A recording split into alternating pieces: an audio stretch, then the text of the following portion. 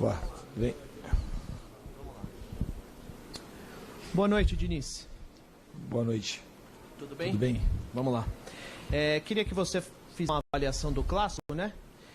Mais uma vez o São Paulo dominou, tocou, mas foi infeliz nas finalizações. Se você entende que é algo individual que precisa ser atacado, ou de repente existe algo coletivo que esteja impedindo o São Paulo de fazer os gols. E eu também queria que você falasse sobre as alterações, principalmente quando você tirou o Pato, o torcedor ficou irado nas arquibancadas. Primeiro, então, as falhas, se o time não vence por uma questão coletiva, mas hoje também não tomamos gol, se não fez, não tomou. Soube se defender bem, o Volpi também fez uma ou duas grandes defesas que foram importantes no jogo. Só que a gente precisa vencer o jogo, e para vencer precisa fazer gol. Mas eu não atribuo assim, a um elemento ou outro individual. Acho que a gente tem que melhorar coletivamente e a bola ela vai passar a entrar. A gente está criando e tem que insistir. No momento na vida você não está fazendo bastante coisa certa. O final, que é o principal, de fazer o gol, a gente está errando. Mas não é deixando de fazer muita coisa certa que a gente vai ganhar jogo. Então isso eu acho que a gente tem que ressaltar, que a equipe de novo criou muita chance, foi dominante na maior parte do jogo. Final do primeiro tempo a gente sofreu ali uns 2 lances que foram os lances mais perigosos do Corinthians, um desajuste de marcação, de uma jogada mapeada, que a gente já tinha visto nos vídeos, as inversões nas laterais, principalmente no Fagner. E quanto às substituições, eu acho que o Igor Gomes entrou muito bem, Toró também.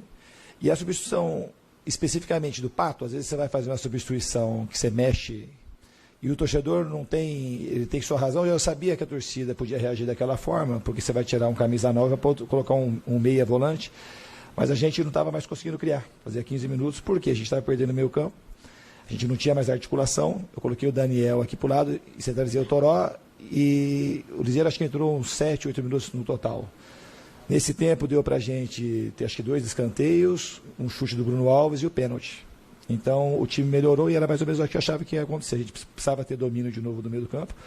A outra questão era conseguir fazer pressão na bola lá na frente para a gente tirar o time de trás, que a gente não estava conseguindo naquele momento. Então é a engrenagem que tem que rodar como um todo. Então o time iria criar mais condições de ganhar, mesmo você tirando um camisa 9. Então não é você tirar, futebol não é uma coisa matemática. Senão a gente colocaria 10 atacantes e iria fazer gol, e não é isso. A gente tem um time até muito ofensivo, poucos jogadores de marcação. Se fosse só por isso, a gente tinha feito muitos gols em todos os jogos.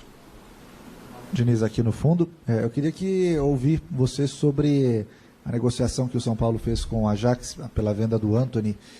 O que representa para você ter esse jogador até o meio do ano? Se isso merece talvez até uma conversa para talvez saber como ele está se sentindo. É uma negociação que envolve muito dinheiro. Ele sabe já tem um prazo de validade, né, a permanência dele aqui no São Paulo. Como é que um treinador lida com uma situação dessa com um jovem promissor? Não, para mim é tranquilo. O Antony está com a cabeça super boa. Ele já estava sabendo que isso poderia acontecer, então ele não foi pego de surpresa. Inclusive ele queria muito jogar, eu também queria muito que ele jogasse, mas aí por precaução, para a gente poder concretizar a negociação, consensualmente a gente resolveu preservar o jogador para esse jogo. Mas ele vai ajudar, ele está muito focado, ele tem uma identificação muito forte com o clube. Como eu te disse, ele queria inclusive jogar hoje. Fernando, boa noite. Boa noite. O que incomoda mais nesse momento? São 3 partidas sem vitória no Campeonato Paulista ou 3 partidas com erros de arbitragem na sequência? O que incomoda mais são as partidas sem vencer, porque mesmo com os erros da arbitragem, a gente poderia ter vencido os 3 jogos, porque a gente perdeu muitos gols, então isso incomoda mais. Mas é lamentável os erros de arbitragem de hoje. É muito fácil de apitar o pênalti do Igor, foi bem na minha direção. Só você olhar para a televisão, como é que o Igor conseguiria ficar de pé no lance? Impossível. Não sei se é o Camacho que chega, a bola já estava na frente, não tinha como. Assim, lance muito fácil, muito claro de ser apitado. Extremamente fácil. A outra crítica em relação à arbitragem, que hoje não pode passar batido isso, o Corinthians retardou o jogo desde o primeiro minuto de jogo, como aconteceu contra o Santo André. Contra o Santo André retardaram, foram 3 minutos de acréscimo. E hoje ele foi dar um cartão para o Cássio quando tinha 90 minutos de jogo. Então ele não queria apitar o jogo. Queria que o jogo, quanto mais ficasse parado o jogo, parece que era aquilo que ele queria que acontecesse. Então ele interferiu diretamente no resultado, como contra o Novo Horizontino interferiu diretamente no resultado, e o Santo André também. Então isso revolta, porque assim, são erros, e não foram erros difíceis, inclusive do Santo André. O cara estava 1,5 metro, participou da jogada e provavelmente aquele gol não teria saído. E a história do jogo poderia ter sido outra. E hoje também o pênalti foi muito claro, o pênalti para definir e coroar o time que jogou melhor. Porque o São Paulo jogou melhor, foi superior ao Corinthians. O Corinthians também teve chance, mas o São Paulo teve um time para sair vencedor, hoje foi o São Paulo. Diniz, boa noite. Com a volta do Igor Gomes da seleção olímpica, como que você pretende montar esse meio de campo do São Paulo, já que o Hernanes, pelo menos no primeiro tempo desse clássico, deixou bastante a desejar e você colocou o Igor Gomes praticamente naquela posição. Você pensa em montar um time com Tietê, Igor Gomes e Daniel Alves? Como você pensa em montar o São Paulo, o meio de campo do São Paulo com o retorno do garoto? Não volta o Antony também, isso é uma das possibilidades, mas isso a gente vai ver na semana. Tem algumas alternativas para montar o time. Essa é uma delas. Diniz, o Raí ainda há pouco disse que é preciso que haja uma mudança aí na política da arbitragem do Campeonato Paulista. Ele reclamou bastante disso, que o São Paulo está sendo cobaia de árbitros inexperientes e que precisa ser revista a política de arbitragem da federação. Eu ainda pergunto se o VAR faz falta no Campeonato Paulista. Nesses momentos aqui, nesses 3 jogos, o São Paulo fez muita falta. Muita falta. Fez pouca falta, não. A gente não sabe quanto custa, os recursos, mas a gente tem um quadro de bons árbitros aqui em São Paulo. Eu sempre elogio. Mas a maneira como foram escalados os árbitros, eu também vou um pouco na linha do Raí.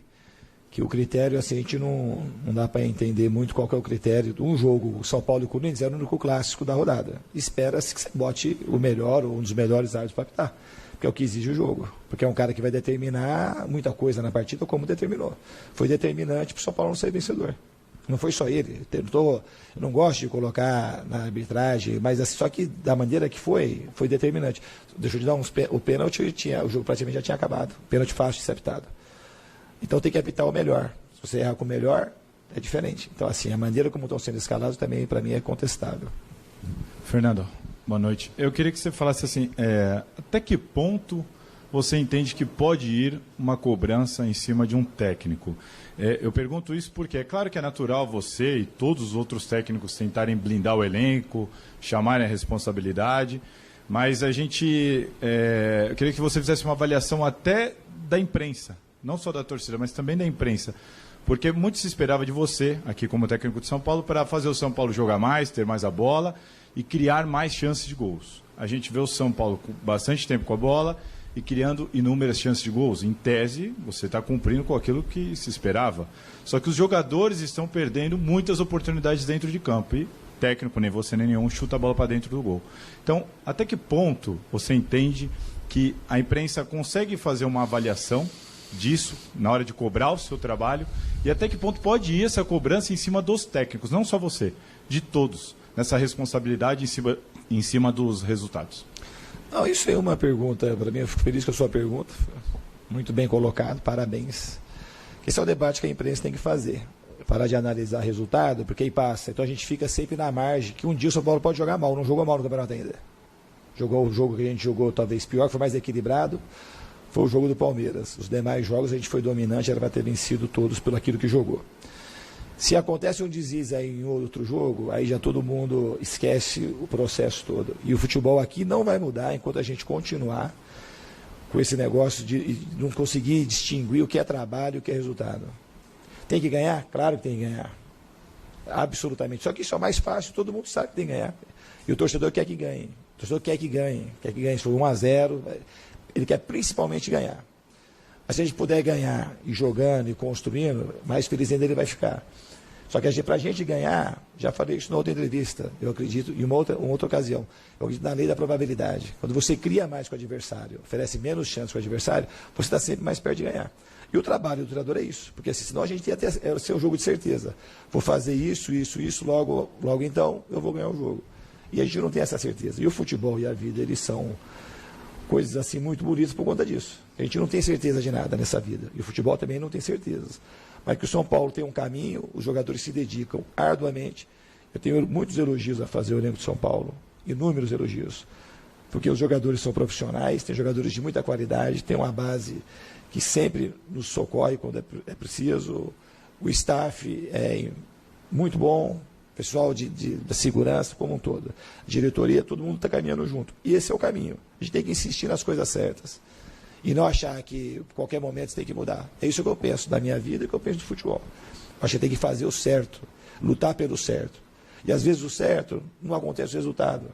Você pode fazer tudo certo. É igual um cara que se cuida, e por um motivo foi atropelado, morreu ou teve um infarto no coração. A vida não tem garantias, o futebol não te dá garantias. Eu acho que a gente tem que premiar o trabalho. E eu acredito que na perseverança e na persistência, a gente acaba sendo premiado no final. Fernando, em cima justamente disso, o torcedor de São Paulo tem sido um torcedor que tem cobrado muito, né?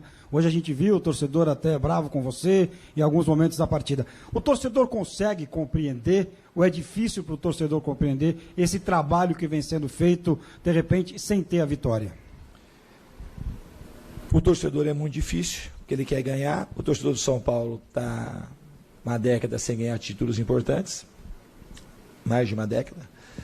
Então, para o torcedor é difícil. Mas mesmo sendo difícil, o São Paulo conseguiu sair aplaudido contra o Novo Horizontino. E o jogo do Santo André criou uma situação de dividir um pouco as opiniões, assim, porque vê que o time está jogando. Então, eu acho que o torcedor do São Paulo ele não tem orgulho do resultado, mas acho que ele tem orgulho daquilo que ele vê no campo, daquilo que ele vê o time proporcionando. Só que a gente precisa ganhar, porque o que o torcedor quer mais é ganhar, mais do que jogar bem. Mas eu acho que jogando bem, a gente aumenta a chance de ganhar. Então, acho que a gente, nesse sentido, a gente está no caminho certo. Eu espero muito que a gente consiga ganhar, porque o torcedor do São Paulo merece essa vitória. Quando me chamaram de burro, isso está tudo certo. Eu estou ali para isso mesmo. Só que eu tenho que ter a coragem de fazer aquilo que eu estou enxergando. Que eu preciso é devolver. Só que a gente, também por conta da mudança do Lisieiro, a gente teve um chute perigoso do Bruno Alves, teve acho que 2 escanteios, e teve o lance do pênalti. E foram 8 minutos só. Então o time não piorou com a entrada do Lisieiro.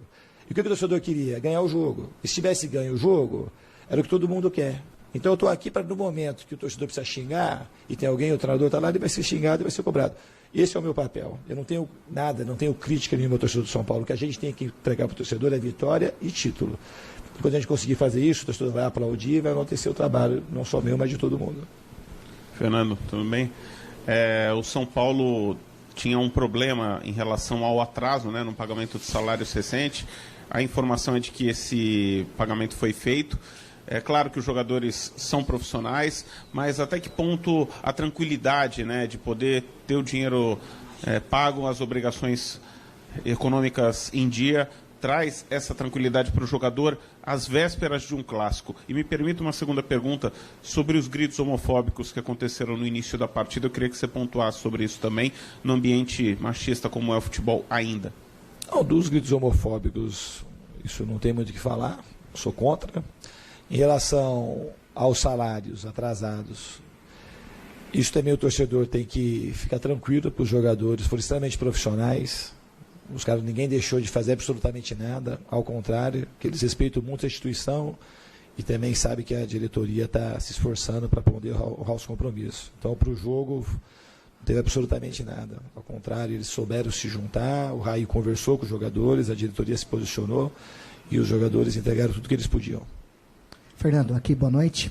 Até aproveitando o gancho do colega e do Ricardo, em relação ao debate tático do futebol brasileiro, o Paulo Autuori deu uma declaração recentemente ao repórter Rica, do Portal UOL, e também tem um canal no YouTube, que há uma ditadura tática no futebol brasileiro. Você enxerga nessa maneira ou há uma democracia? Porque com a chegada do Jesus e do Sampaoli, há sempre uma ideia de jogo, jogar ofensivamente, mas existem outras possibilidades de você vencer uma partida e de ganhar campeonato. Há uma democracia hoje, taticamente, no futebol brasileiro, na tua avaliação? Então, eu não sei do que o Paulo Autuori, o contexto que ele falou. É uma figura que eu respeito muitíssimo no futebol, eu não sei qual que é o contexto. Agora, se você perguntar se tem uma democracia, para mim, claramente, está mudando isso. O ano passado nós tínhamos o Jesus, o Sampaoli, eu também gosto de jogar assim, e os jogadores, o futebol ele tem que jogar conforme as pessoas, os treinadores, eles têm o domínio. Ninguém tem que jogar de uma determinada maneira que não se sente confortável. Porque se você falar para o treinador que gosta de jogar defensivamente, que ele tem domínio daquilo, ele passar a ser ofensivo, talvez ele perca o domínio daquilo que ele faz de melhor. Mas eu acho que o futebol ele sempre é democrático nesse sentido. Só que às vezes você tem que tomar risco. Se você não está dentro da norma vigente, você faz diferente, você fica um pouco mais exposto. Mas eu acho que o ano passado teve um pouquinho de mudança em relação a isso. Muito obrigado a todos. Fechamos aqui a entrevista com o técnico Fernando Diniz.